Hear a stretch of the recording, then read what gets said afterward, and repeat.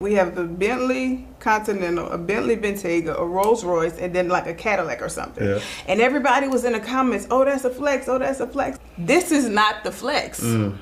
This here is not the flex. All of these things that you see in this video depreciate. Every single last one of them depreciate. A flex is a real estate portfolio. A flex is building a brand that you can sell anything from that can take care of you, your children, your grandchildren, your grandchildren's grandchildren. That's a flex. A flex is being in a position to be able to help other people take care of themselves, take care of them families, you know, take care of their family. That's the flex. I said these cars came after that. The cars and the material things, because even if, listen, I think you should splurge on yourself if that's what you want to do. After the business is done. I love that. If there's $1 million worth of cars, you need to have at least a $5 million worth of assets. To me. To me. You know what I'm saying? If not more than that. Pay attention and listen, we about to teach class. Inside the vault, my man Ash Cash. So get your man right. Thursday nights, 8 p.m. You see him, change your life. Millionaire mindset, the best on earth. Blueprint, the wealth, the knowledge network. So get it while you can, and he's standing right here. Just come inside the vault and see black millionaires. Oh yeah, oh yeah. Come inside the vault and see black millionaires. Oh yeah, oh yeah. You won't ask cash, you can catch it right here in the vault. All right, so welcome to another awesome episode of Inside the Vault with Ash Cash, the greatest money mindset show on the planet. Look, I am excited, right? Because, you know, I think that like back in the day, when we had our pioneers who were, you know, making history, there was really no one to document, you know, the history in the making. And the first thing that comes to my head, I think Madam C.J. Walker. We didn't know who Madam C.J. Walker was until later, right? You know, the first self-made millionaire off of hair care products. But now today, I got the first black billionaire made off of hair care products. I got Miss Jesseca Dupart, a.k.a. Judy, is in the building. Whoa, okay, I'll take that. Let me tell you something. We speak things into existence here, right? And I appreciate this because I think that there are so many people doing some great things in our community that don't get the credit for doing awesome things, who have some backgrounds, who had some adversity, and they built some fun. Just like right, and the reason why I'm drawing that parallel between Madam C.J. Walker, because she did what she did during a time where there was so much adversity, and I see that parallel. And so, you know, and we're gonna talk about all the stuff that you've already done and the stuff that you about to do, right? Which makes you the first female black billionaire hair care product. But for those who don't know, who is Jesseca Dupart? Who is Judy? Talk to us. Let the people know in your words who Miss Judy is. So Judy is Jesseca Dupart. Yes. That's on my birth certificate. Native of New Orleans. Yes. Was a hairstylist. Played in hair very young. As I started learning the industry, somebody kind of told me, hey, you should add retail, like add products to doing hair, and that way you could kind of upsell. And to me, I was like, I don't want to do that. You know, spritz, you could sell it for $2, $3, but then they kept getting in my ear.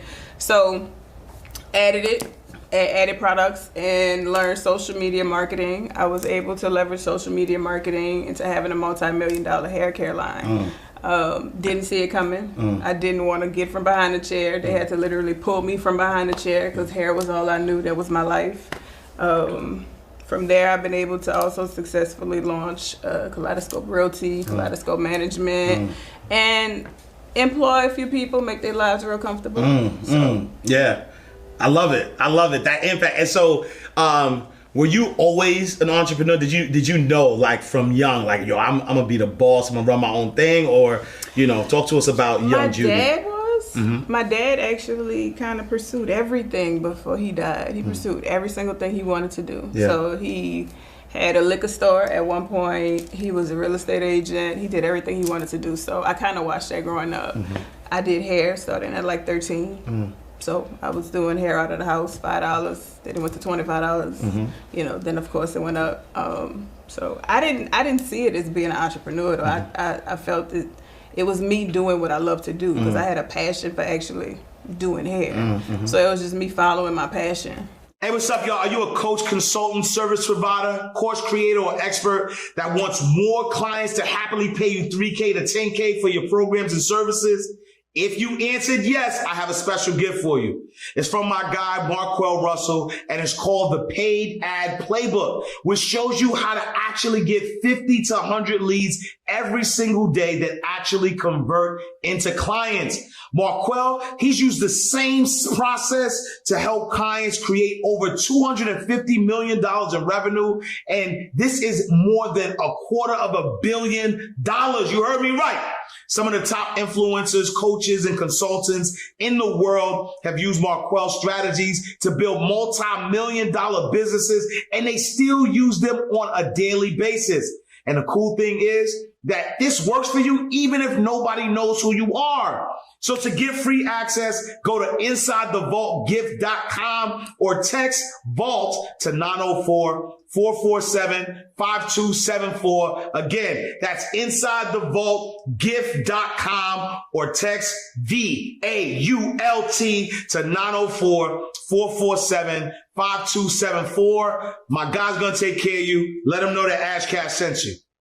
And where does that passion come from? Like what, what joy do you get, from doing here, I don't do it anymore, but when I was, I think it was kind of like the fellowship of the people, like you getting to talk to people and making people feel good about themselves. Yeah. So that, and I was good at it. I was good at it. So it was something that, it was like, I did it in my pastime. When my parents used to go to work, I snuck people in to do their hair. So that was something that I really like to do it. So. Yeah. And so now, you're doing hair. Talk to us about 2013. 2013. I'll take you back before that. Okay. 2007. Yeah. Because that was Katrina before that. But 2007, opened barber/beauty with I had somebody else. It was a partnership. About 5-6 years into that, I was like, I kind of got to do my own thing because I felt limited to making decisions. I felt limited to, hey, I can only do what we agree upon. So I just had way more in me than I was able to do there. So in 2013, I launched Kaleidoscope Hair Studio. And when I launched Kaleidoscope Hair Studio, that's when, to me, all the life came because I was able to paint it the way I wanted to. Nice. I was able to advertise the way I wanted to. Yeah. I was able to put chandeliers everywhere. I just wanted it all extra and all, all over the top. Yeah. So that's when Kaleidoscope Hair Studio was birthed. And so now 2013, Kaleidoscope Studios birthed, and from there everything was perfect. You had a great time, and now you're here. No, not exactly. Okay. We actually had a fire December 15, 2013, where I lost everything that I had and everything I had put in there.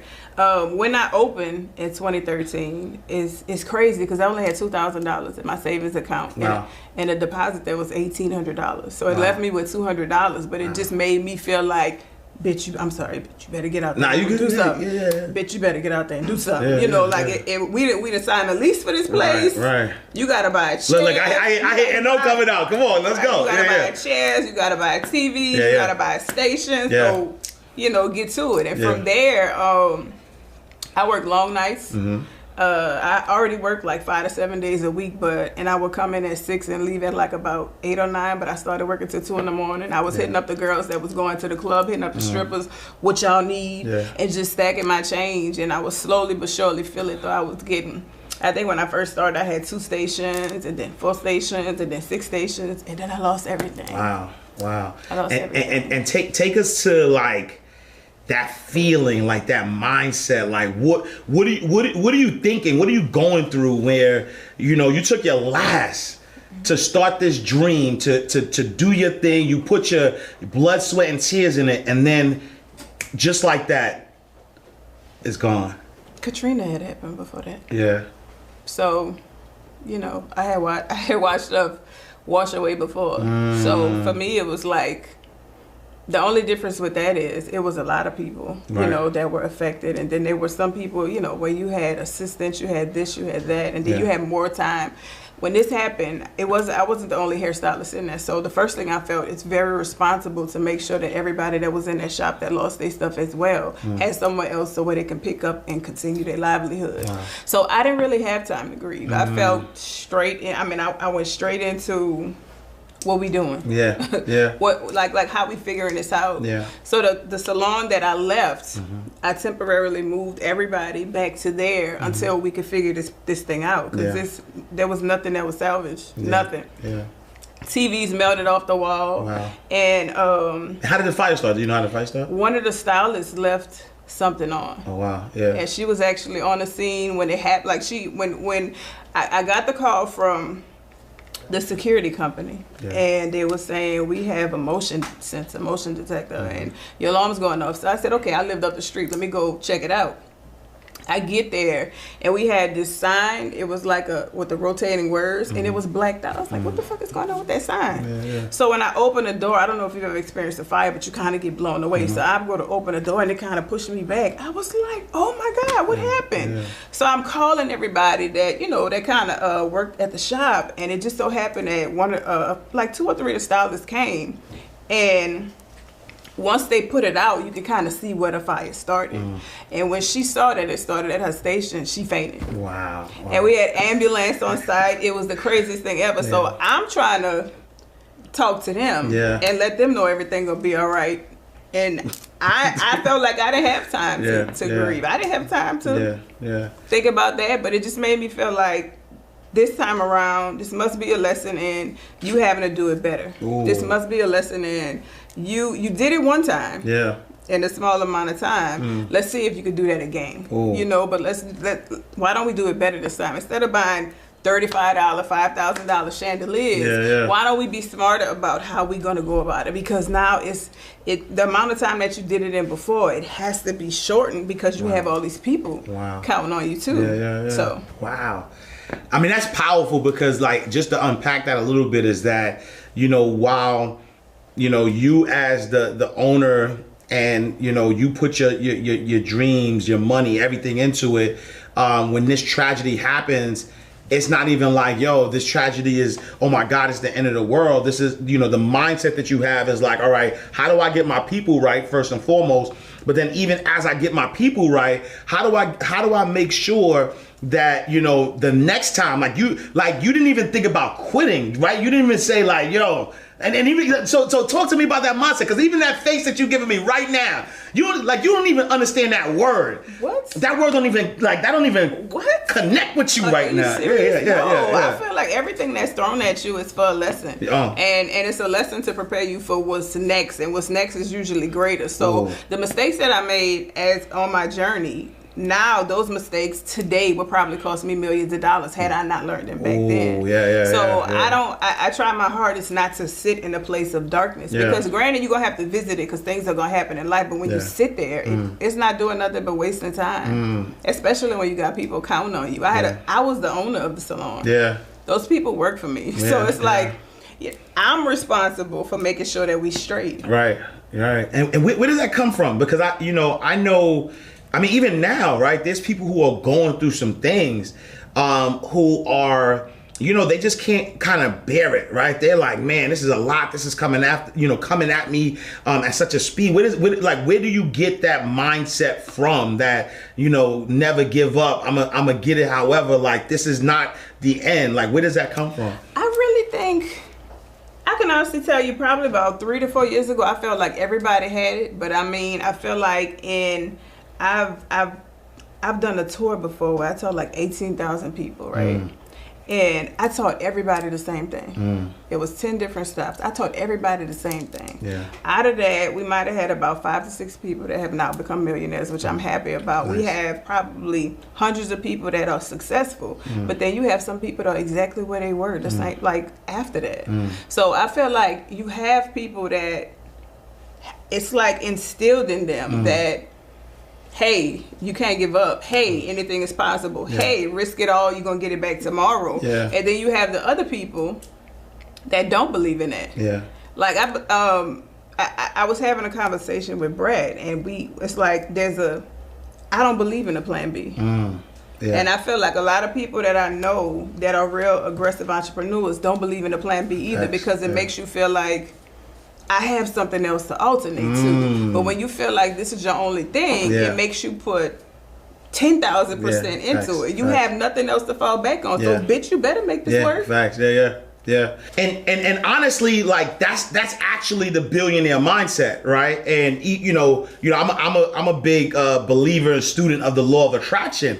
And so when you give yourself a plan B, in fact, what you're doing is attracting the circumstances that's going to allow you to lose, because you're telling the universe, here, I have this option if this fails. So you're focused on failure, and that's where that comes from. But if you say, look, I don't have no, this is it, and it's going to work, the universe allows it to work. Correct. I don't care how you have to pivot. I don't care if you have to change the date of when you expected it to happen. Yeah.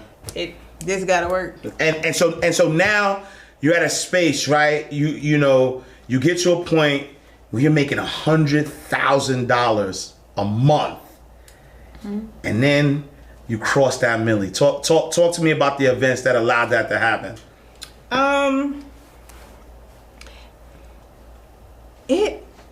First of all, I never expected that. Let me say this, because you know, you have a lot of successful people. I knew I was gonna be a millionaire. I woke up like I never thought that of my life. I felt like I was gonna be a successful hairstylist.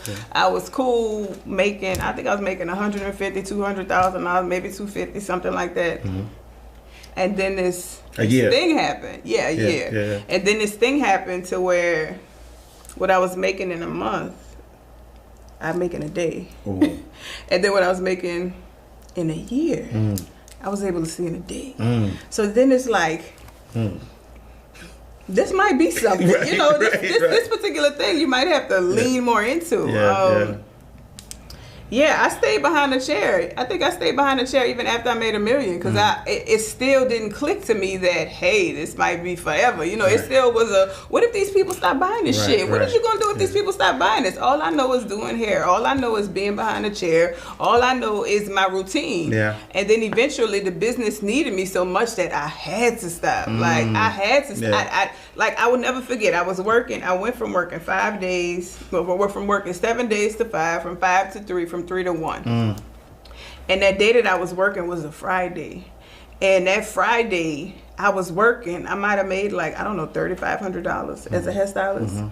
But then I looked at the events that happened on social media with something with viral hair related. Anytime I could jump on a trend, I'm making at least 30, 40. But because I was so focused on doing hair, I missed the opportunity and missed out on a lot of money. And I said, you can't keep doing this. You can't keep doing this. It's like, this thing obviously is the direction that you're supposed to go in, and you're gonna have to get from behind the chair. No, I love it. And then so talk to us about this miracle drop, this product that has made you a multi-millionaire, that has made you able to make others millionaires. Talk to us about it. Cause I need some miracle drop. I've been trying to grow a beard. I mean, we could talk, but yeah. Yeah, you do have a spot right there. I want to say, but I probably got something for you. But so Miracle Drops is our hero school. That means it's like our #1 selling product. It is a topical agent that you apply directly to your scalp. It helps with beards, eyebrows, hairlines, receding hairlines, no judgment. You know, anywhere that you have in hair loss up here, except for your eyelashes.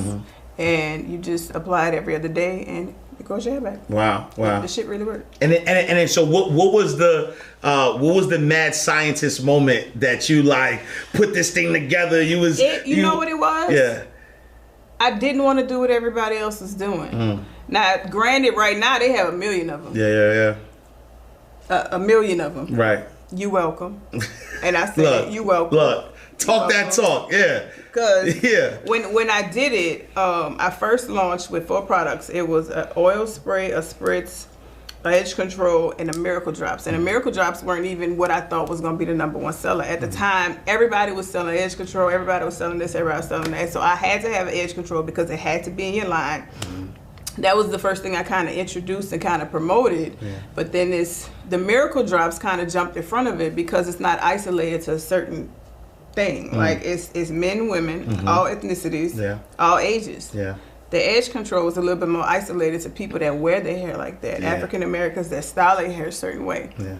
So I just doubled down on marketing, learn social media, how to leverage it. Yeah. A lot of our stuff is comedic. It is not serious. I'm very lighthearted. I'm a very fun person. Yeah. So I drive the point of it across maybe in a remake of a song. Like we remade WAP and we had the whole set built out and everything. Oh, wow. Yeah. It's just about kind of making the consumer comfortable with discussing something that might kind of be heavy. No, I love that. I love that. And then now, you know, you have this product, you know, that you're selling, you know, only out your trunk, or we can. No, I'm gonna tell you exactly. Okay, so how about we take the journey? Yeah, please. It started. Yeah. I was selling it out the salon. And then it got kind of bigger, so I took all the space in my mama's garage. Started off with a little small space in my mama's garage, and then it overflowed her garage. So then we did a storage unit, and then in 2016, all of that happened between 2014 and the beginning, in like the middle of 2016. 2016, I got a spot about, I don't know, 5,000, 6,000 square feet, and it just kind of, you know, from there now we have something. I just got something in Atlanta. 38,000 square feet to be able to fit. Yeah. And then with like if somebody wants to, you know, buy your product, do they only just go to your website or? Oh no, we have. Oh, you just want me to talk? I want the smoke. Give me the smoke. You want me Stop to talk? holding back, Judy. Stop holding back. I want the smoke, baby. Yeah, let me tell you something. Yeah. I don't care how much money I make. Yes. If I shit talk, I shit talk very mildly because I never wanted to be taken away. So absolutely. I'm very humble. I know where I came from. Yeah. I try not to make anybody feel out of place. So I'm not the person that's just gonna wear it. For sure. You know what I'm saying? Yeah. Like, so anyway, we're in Sally's. Look. With that said, let's go. We're in thousands of Sally's. We're in Targets. We're in Walmart. Yeah. We have new distribution, CVS, Walgreens for next year. And with tens of thousands of beauty stores. Nice. Y'all know y'all seen it. Look. And you know why I think it's important, right? Because what we do here inside the vault is really kind of highlight, you know, living legends, right? Like let's not wait till the people who are impacting the world go before we give them their flowers. But we also want to know the mindset. And there's somebody watching right now who has aspirations, who want to take it to the next level. And so if we don't talk our ish, if we don't just like let people know, right? Like where we come from and how we got to certain levels of success, you know, that level of success doesn't inspire people because they don't see it. They just see the end result, right? And so that's why we need to know that. And so getting into like the Walmart, Target, like that's not an easy thing to do, right? Because that's I know business, and that is expensive real estate, right? To get your products on a shelf in a major box store like a Walmart, like a Target, like CB, like that's not like light work. How'd that happen? How we get there? I will say this though. Yeah. Where we are now is a way far greater opportunity for African Americans right now. Yeah. Because of what happened with COVID and George Floyd, like they have actually opened the doors for a lot of smaller brands, a lot of smaller businesses. Wow. A lot of people don't understand though that when you do business with big box stores, there's a cost of doing business. So sometimes even if you get those opportunities, if your business not ready, because it could take you bankrupt. Yeah. But we're in a better position to be able to do it. Like Walmart has taken in a lot of black brands, a lot. Yeah. But sustaining becomes the thing. So with that being said, I try to go in Sally's very early off, and when I try to go in Sally's, they didn't respond to me. They pretty much, they might as well have sent me a cease and desist. I sent them a basket every month. It was cute, it was beautiful, but I didn't know nothing about how the business works. I didn't know that you had to book an appointment. I didn't know about line reviews only happening one time a year. So, and it probably was too early for me because back then, because you know, when you doing stuff like this, I want to go in stores, not knowing nothing about the business side of it. Yeah. So then a couple of years later, Now you have these opportunities knocking at your door. You know, you have the, hey, do you think you want to go in here? And hey, won't you sit down and talk to them? They've been asking, like Walgreens knocked on our door so many times. I was like, I don't want to do food. I don't want to do food. I don't want to, because we have a premium brand. I sell my drops for $30 and $35, you know, so I felt like I just need to take it slow, and I'm glad I did, because I got to learn the business of it. I got to learn which partnership I have that's more expensive than this one, and which one, and then put this particular line that it might be cheaper in Walmart versus putting the more premium line in the Target. It's just, it's all about strategy. It's not just getting in there, getting on the shelf and selling, because getting your consumer to buy online, far different from getting the motherfuckers to leave their house and go to the store. Right, or to think about you when they're in the store. It's just different. All right, y'all, you already know my man Dave Anderson is definitely helping entrepreneurs get amazing levels of success. Yo, he's helped his clients generate over $118 million in 2020 during the pandemic. And then now you can get unprecedented access to him and his team with his program, Bully 101. You're going to learn business from one of the best business coaches in the world for less than the cost of your cell phone bill. So here's what you're going to get. You're going to get a digital membership card that entitles you to get free access to the Business Bully virtual events and online workshops, unlimited access to their exclusive digital university with hours on demand, with business knowledge at your fingertips, zero fluff, no BS, monthly private masterminds with Dave and his team. You'll get a special celebrity guest mastermind sessions. You'll learn business, all of the things that you need to take your life to the next level. All you got to do, look, enroll now at bully101.com, bully101.com. Let's get it. All right, let's get back to the show. Wow. And I love that, because I think that, man, you giving us some bars, right? Because here's why I love what you just said, is because a lot of people have these goals, right? Just for the sake of having a goal, but don't really understand what it takes to get to that goal and then maintain that goal, right? Because you talk about the cost of doing business, like, oh yeah, I want to get in Walmart. All right, I bet you here, now what? Ship early. Right. It costs. Ship late. Yeah. It costs. You can't fulfill. It costs. Yeah. If it don't sell, you got to buy it back. And that's all of them. Well, Walmart is the ship early, ship late, it costs. Target is you have to participate in these programs that might be $50,000 for the year to make sure you discount your product. So when you see our products on shelf discounted, we pay for that. Wow, yeah. It's those people don't like like they making money, so it's almost like, I'm not gonna say they're doing us a favor, but when you talk about doing these big things, when you expanding your brand, you have to have so many different people set up to be able to look at these bottom lines, because there's one person, that's a lot to monitor when you have all those different accounts. When you sell it to a whole bunch of, like when you sell them tens of thousands of people online, that's in Shopify. When you selling it to tens of thousands of stores, that's a different monster. Hell yeah. Now, I ain't gonna lie. It's worth it if you set it up right. Absolutely. But I just don't want to feed nobody bullshit. Yeah, for sure.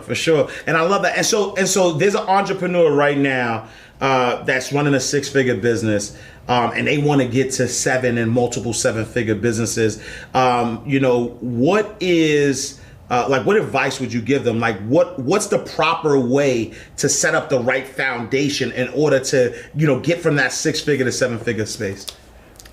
I'm not the right person to answer about foundation. I'll give my advice, but I just figured out foundation this year. After seeing, I think we might have seen like 45 million. Didn't have the right foundation. That ought to tell you. Didn't even realize my shit was fucked up. Didn't even realize I was supposed to have this person, that person. All I knew is we making money, you know? So I will say this. In businesses, a lot of times people plateau. But people plateau because they keep doing the same thing, which you're supposed to be consistent, but you're supposed to be consistent and level up the consistency. So when you wait. Look at the kid. You gotta say that again. That's a big bar. Say that again. So you're supposed to be consistent, but when you are consistent, you have to level up your consistency. So one example is, when I first started doing marketing, we were recording with our phones, and then now we have like full out productions, and then understanding how your demographic kind of eats your marketing and how they respond to your marketing, giving it to them in a better package sometimes can be the smallest thing, but can propel you. Because all it honestly takes, especially right now with TikTok and all the rest of these crazy videos, it could take one video of you going viral and you could do $1 million in a day. It's crazy right now. Like retail right now.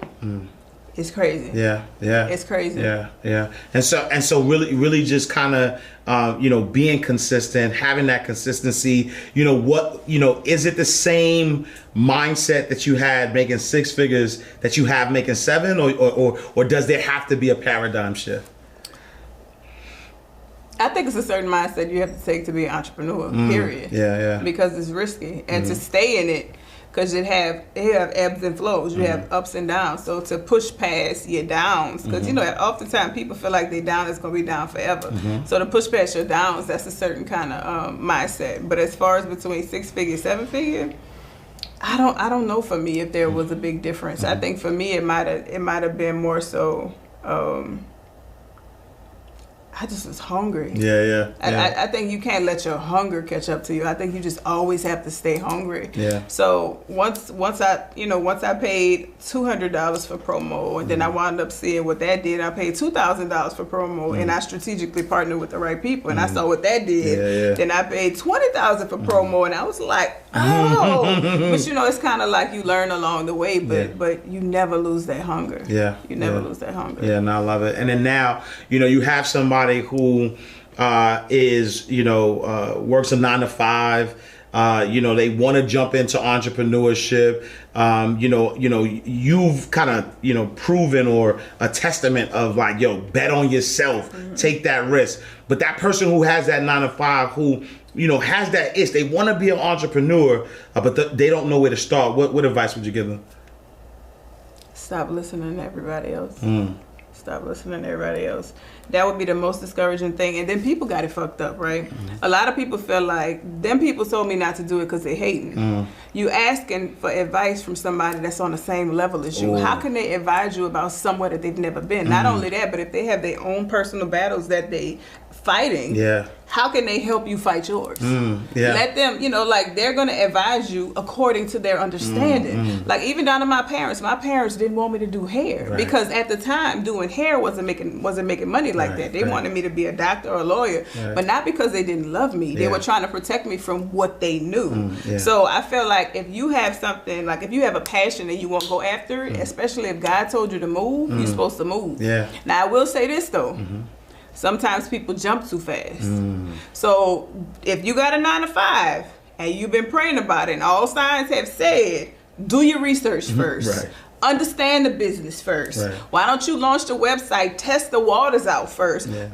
Don't just go quit your job because you seen Joe Blow make $1 million in 3 minutes. You know what I'm saying? Because Joe Blow got there 3 years. Exactly. You know, and Joe Blow could have stayed on their job the first year because they started paying attention to their customers. They started paying attention to what the market wanted. They started paying attention to things like that, and then they comfortably left. So I feel like everybody's timing is different. Some people jump when there's nothing. Some people have the cushion. Some people actually have the time to where, hey, you know what, I did my 9 to 5, I did this, I did that, and now I can cross over. It just depends on your timing and what God got put on your heart. Hey, how you guys doing? Hold on, don't press that button because that's what I do every time I'm looking at an ad that I don't want to see. This ad just happened to be life-changing. I just happen to own one of the biggest home healthcare companies in the state of Georgia. I can help you create your own. Just to give you a little bit of insight, I send out registered nurses, LPNs, and CNAs to take care of people inside of the homes that cannot take care of themselves. But guess what? You don't have to have any medical background and you don't have to have any medical knowledge. So if you're wanting to change your life and you have a passion for actually taking care of people, then go ahead and sign up for Home Healthcare Blueprint. I'll see you guys later. No, I love that. And so now, you know, millionaire on the way to a Billy. Jesus. Look, you got to receive that. You got to receive that. I'm trying, but I know the problems that shit comes with. Yeah. I mean, but you know the great thing about getting to that next level. You know, because when you talked earlier about all the people that you've helped, all the millionaires that you've made, the great thing about becoming a billionaire means that what? There's so many multi-millionaires that you've created. And so like just from the energy, like I felt that like that matters to you, right? Like, and so, you know, you have to receive, right, that billionaire status because it allows you to make other like multi-millionaires, right? And so, you know, multi-millionaire on the way to the Billy. You gotta be like, yes. I'll take it. All right, cool. All right. And so a multi-millionaire on the way to the Billy. If you could give advice though, where you are today, if you could give advice to Jesseca Dupart's 18-year-old self, what are you telling her? Sit your fast ass down somewhere. Yeah. I had 3 children by the age of 19. Yeah, I had 3 children by the age of 19. Actually had a miscarriage of twins in between the last 2. So my mind wasn't really focused on stuff like that. I was real rebellious. I didn't listen to what the hell my parents said. So I think I would honestly tell myself, what you're doing right now is not the thing. Yeah. You know, it's not the thing.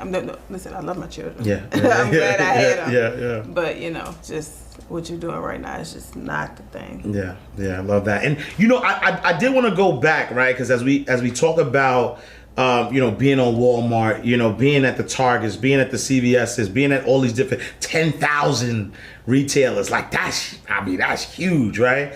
I know that there was a point though that there were you know, big box stores that were, you know, giving, you know, black products shelf space, but they would put them in the multicultural section, or they'll put them on the bottom of the shelf. Is that still a struggle that's happening right now, or has the temperature changed where you know, you're able to you know, not, you know, be put on the back of the bus, so to speak, and get that prime real estate on the shelf? So there still is a multicultural hair section. And then even when you have your placement in the stores, to me, because usually when you get in the store, they give you a test run. They give you so many, they give you a test run. So if you strategic, you try to put yourself, especially if you are African American, you put yourself in a multicultural sets, because every store doesn't have one. So once you cross over from multicultural to general market, in general market, you're now competing with Revlon. You're now competing with Pantene. You're now competing with the big brands. So it's, to me, it's an advantage and a disadvantage. The advantage is, even though we have a set, people that are looking for our products go there to find it. The disadvantage is when you go into the bigger sets, those are aisles. We have a set. You know what I'm saying? So we have a part of an aisle. When you go on the aisle, that means you have more eyes on you. You have more foot traffic. But the likelihood of being able to put your price point competing with a multi-billion-dollar company is difficult to sit next to somebody on shelf and you present at $13 and they present at $3 because they paying 20 cents for their stuff that you might be paying $4 for. Got it. And so that profit bar. So that means so people could unpack that, is that, you know, as you are the bigger you know, retailers, and the cost of the good is you know, less, right? Because they're, you know, Revlon is probably making millions you know, of items, or even more than that. I'll tell you, listen, I sell more than 1 million Miracle Drops in a year. My original. So they definitely selling billions. So they selling billion, and so because of that volume, man, that's at least hundreds of millions. Right. Like, it's because I'm considered a small business, right? Doing $1 million, and one of my SKUs sells $1 million, not dollars, pieces. Correct. And then my number 2 SKU is right at 900. Catch, That's what I say. But my cost of goods is decent. But they cost of goods is even better. Right. They even have a thing right now that I found out in the market that these bigger companies are trying to squeeze us. So what they've been doing is all these big companies that's supposed to be competitors have now linked together to buy up all the componentry. So stuff that I was out of stock 8 months. My number 2 product, I was out of stock for 8 months because the people that make my stuff couldn't get componentry. So all of these bigger companies see us coming, and we come in and we taking up shelf space. We come in and we kind of disrupting it, but now they trying to squeeze us out because unless you're in a position to buy 6 million of one type of bottle. Yeah. You know. And so what's componentry for those who may Okay, may so not know? componentry is the bottles, the jars, the droppers, the ingredients, everything that it costs, the labels, everything that it costs to actually make a finished good. That's what componentry is. Yeah. So these big companies, the P&Gs and like the ones that's way up there, they team together and they buying the shit up to try to get us out of there. Wait, hold on, it's a dirty game. But let me tell you something. It's a dirty game. That tell you that we doing something though. That tell you that we doing something. And a lot of people got it fucked up and they feel like in this industry we compete with each other. Yeah. My friend, somebody that I'm real close to, she sold her company for like $100 million a couple of years ago. Nice. And before she sold it, we in the same industry. Right. I could call on the phone and ask her for a resource. Right. I could call on the phone and ask a direct question. Yeah. She would be considered to the world my direct competitor. Just like this other lady that I sat down and talked to who just got $109 million from Berkshire. Like David Warren Buffett. Warren Buffett, Right. Like I sat down and had like a 2-hour conversation with her. It's like what we've been doing is really trying to stick together so we can take up more space on the shelf. Like a lot of people think that we're combative and we don't talk to each other, but I talk to everybody, especially since so many people were inviting to me and have been so helpful to me. Yeah. Oh, I love that. And so, man, it's so powerful because I feel like, you know, like what you were just saying, there's such a renaissance happening, right? There's a renaissance of us, especially in the hair care business where, you know, we are the number one consumers. Our culture is the number one consumers of it, but we were never really the owners, right? We weren't really profiting from that. And so now we're at a space where, you know, we're able to, you know, profit, you know, from that business. But you spoke earlier about the other businesses that you've had. Talk a little bit about, you know, sort of, you know, why you decided to now, all right, you know, I got the hair care product, but now we're gonna do real estate and we're gonna do the other types of businesses. Sure. Yeah. I'm not gonna sit here and fancy it up and act like it's something I want to do. Yeah. Tax purposes. Kaleidoscope Hair Products was making so much money. It was one year we were looking to have to pay like $600,000 in taxes. Yeah. It's like, fuck this. Yeah. What I told my CPA, what we doing? Right. You know, so that was when I said, okay, let me take this and put it into property. And then I got a strip center. I think I got an apartment complex first. Shit, I don't remember. I bought a strip center, apartment complex, and then I bought the strip mall. The same place where I had the salon at that had the fire, where I got the place for Kaleidoscope Hair Products to ship their stuff out of. I bought the whole building. Sheesh. It was $10 million, and the guy that sold it to me, he gave me $1 million in equity. And I had to put a certain percent down. So I walked into it with like $2 million in equity. Nice. So. You are like blessed and highly favored. Like, and like what do you believe, right? Because I see a parallel, right? So I know a lot of wealthy people, right? And a lot of wealthy people I know have this energy or this mindset, right? That allows them, number one, they serve, right? So number one, they love what they do. And when they love what they do, number two, they are servant first. So they serve, right? They put people, you know, first. And then they have this level of faith or no fear that other people might look at as like nonchalant, but it's really like this level, right? Crazy. That's you. Like, what's the guy that I would say? Albert Einstein was like, they called him crazy until the shit worked. Yeah. It's crazy. Yeah. But I feel like faith and fearlessness. It's like, to me, what are you scared of? What are you scared? Even if you did something and it didn't work, the fuck happened? Right. What was the worst thing that happened? Yeah, you know. So what are you scared of? Yeah. What are you scared of? Yeah. It either can take you higher or you gonna stay right there and you just learned a lesson. Right. What are you scared of? Yeah. No, I love that. All right, so let's flip though, because you know, you've had all the success, and we like to get in, you know, to our guest money business a little bit. What would you say is the most extravagant thing you've done with money so far? Fuck. Shit. I would say the Rolls Royce was like $450, but then the house renovations wound up being like how much? 1.3. House renovations is like 1.3 million. Put an elevator, did all. Nice my ass. Bought the damn house. I got a good price for it. Only expected to put a certain amount in, and it tripled what I was gonna put in because I expected to make money back if I ever want to sell it. Right. That didn't happen.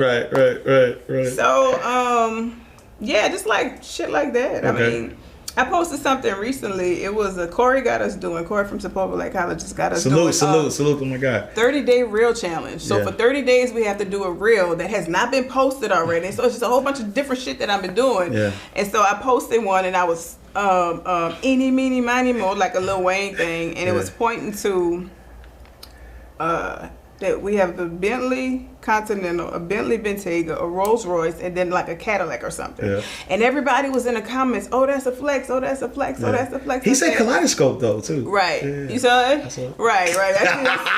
Right. So, but I was like, I had to go put a paragraph underneath that. Yeah.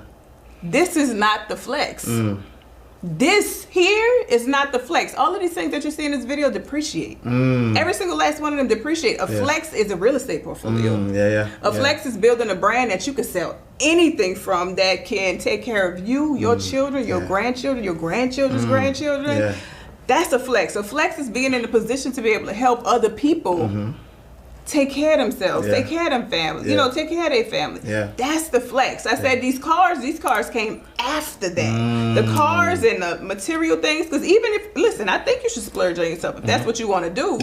After the business is done. I love that. It's like, if there's going to be $1 million worth of cars, you need to have at least $1 million, let me say this. If there's $1 million worth of cars, you need to have at least a $5 million worth of assets. To me. You know what I'm saying? If not more than that.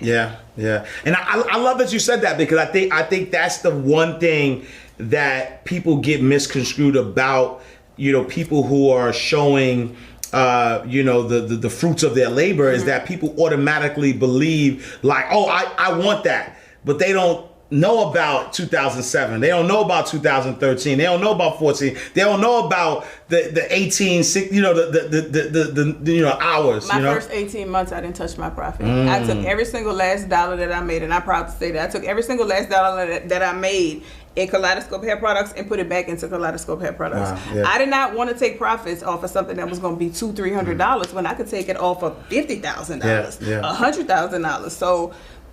Everybody doesn't have that same type of discipline. Everybody wants to celebrate, especially right now in the social media era. You see shit and it look like it happened fast, but you don't know in the back end how long it took.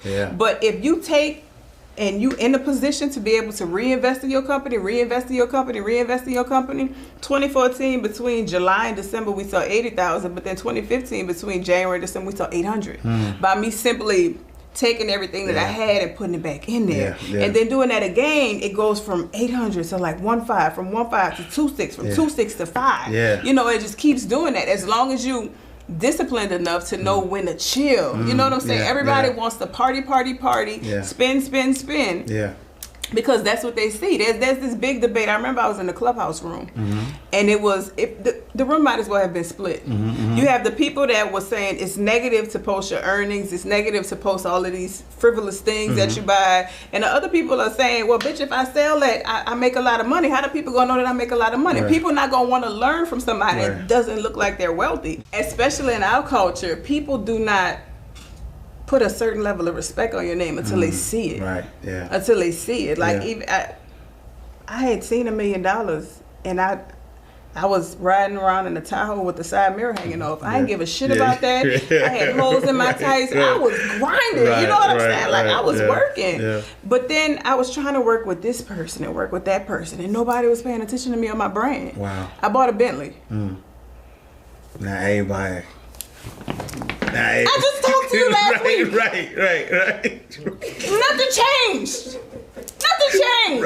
The company the same and that. What the? When I tell you, not only that, but look how people think. My sales went up. From a car purchase. My car don't have nothing to do with your hair. So I'm sorry. It's just a thing in our culture. I don't know why that is, but you have to see it to believe it. Because at that point, it almost solidified. Oh, her shit must really work. Exactly. Yeah. My shit be working. Right. But the car, but the car is now solidified that your hair products work. I get it. It makes sense. No, I just playing. All right. So what would you say is the most impactful thing you've done with money? Impactful? Yeah. I give a lot. Yeah. Madam C.J. Walker, right? And it's because Madam C.J. Walker was a big philanthropist as well, but yeah. Right, I give a lot. Yes. I bought a lot of shit for myself. I bought a lot of shit for different people. But if I had to say, because I've spent, for my mama damn house, it was like $600,000. So, to me, when I did my last tour, and taught like about 18,000 people, I strategically positioned to have the tour stops in churches. And so I taught the whole lesson, and the very last part of the lesson was pray through the process. And then once we were done, I called the pastor of the church, who the church home was for, and I asked people, did they need prayer over their business or did they need to be saved? So out of the 18,000, about 5,000 people got saved. Wow. So even though that's not directly related to money, right. to me that's the most impactful thing that I've done. And I still pay people college tuition to this day. Still help people out on their job. Like, a lot of stuff I try not to publicize no more. For sure, because as soon as you put it out there, everybody comes asking. Even now we do giveaways because we have the show going on. Every time we do a giveaway, every single time we do a giveaway, it's just everybody need. Yeah. So no, I love that. All right, so we're gonna do our speed round. What we do here inside the vault, we take banking terms and then we flip them, right? You know, for here inside the vault. So the first term is deposit slip, right? And so a deposit slip is the form that you fill out. You take inside the bank, you deposit money inside your account. But for us, deposit slip is a slip up, a money mistake, right? What has been the biggest deposit slip that you've made so far? I had an employee that I saw was making mistakes. And instead of firing them when I should have, I let them stay on longer. And they had buying power. So after I let them go, and we calculated everything that they did wrong, that was like $536,000 of mistakes. And it wasn't no embezzling. It was overspending. It was mismanagement of money. It was hiring a photographer that's $9,000 versus $900. It was just a whole bunch of mistakes. Wow. Second thing that to me is directly related because it's still an employee. I had somebody that sits in a certain seat do forecasting for me, and because I didn't, again, like I told you, I didn't know nothing about company structure, all the rest of it. I just know how to sell. So I had my sales guy forecast for me, and he over forecasted. So we wound up probably with $600,000 extra of product, and that has a shelf life. So it has to be sold within 12 months.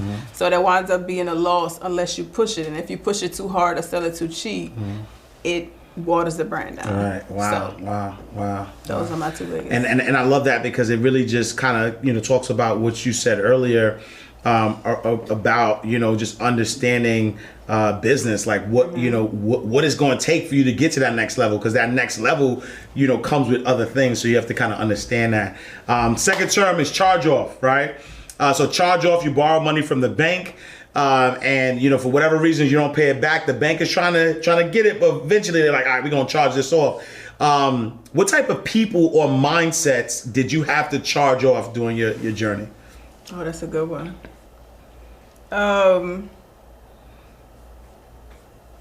Being a people pleaser. You cannot be sit in a CEO seat as a people pleaser or as making decisions with your heart, because you will have all kind of sad stories, but they can sink your ship. So what I personally did was put a buffer. You hire somebody to kind of be the person that speaks for you. They have the final say. So even if somebody's calling you for money, I got to talk to my finance team. I don't even know what's going on. you know, so Right. that. No, I love it. I love it. Last one, trust account, right? So a trust account is where you put your valuable assets. You allow it to grow. You know, you protect that. You know, on your journey, who or what type of mindset do you have in your trust account? Anything is possible. Yeah. And as cliche as that may sound, literally anything is possible. Yeah. So if I want this thing, I diligently have to go get it. So because anything, literally anything is possible. I feel like my life speaks volumes to that. Because I mean, with my circumstances, how I was brought up, having children early, coming from New Orleans, you know, no silver spoon, nothing like that. I'm not supposed to be here, you know, according to what the world sees it as. But knowing that anything is possible. No, I love that. Finish this statement for me. I am nothing to be fucked with. Ooh, look. Don't step in my lane. Look. Because you're going to get run over. So. When it's all said and done, I will be.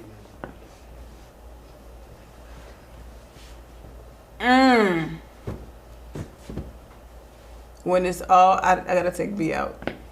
When it's all said and done, I will have helped so many people that everybody remembers my name. Nice. I love it. I love it. And last one, I mean, it's kind of the same, but anybody who crosses my path will know. Anybody who crosses my path will know my heart.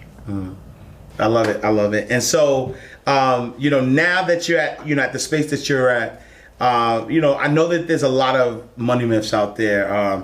You know, you got to work hard for money. Money don't grow on trees. You know, take money to make money. There's different, you know, money sayings. Tell me something, you know, money myth, something that you might have grown up or might have heard coming up about money that now that you know, have this financial abundance that you're like, nah, that wasn't true. You gotta work hard for your money.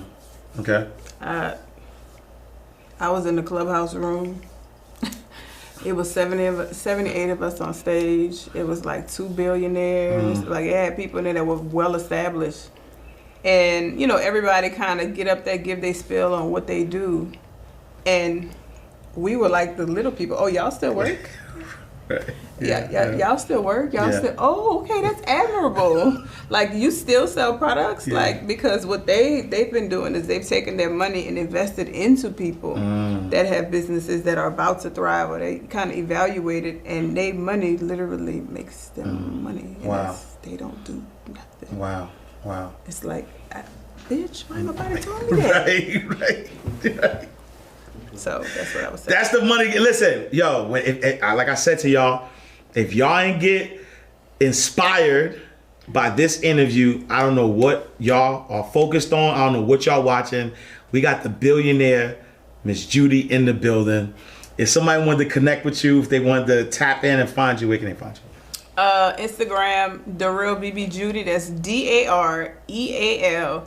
BBJUDY. That's the same thing on Twitter and Facebook. Nah, I love it. All right, y'all, look.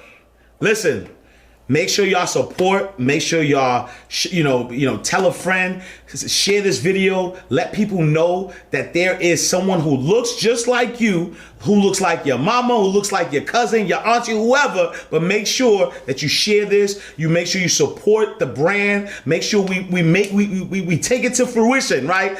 Billionaire status, Kaleidoscope hair product, and all the other great things that she's going to continue to do.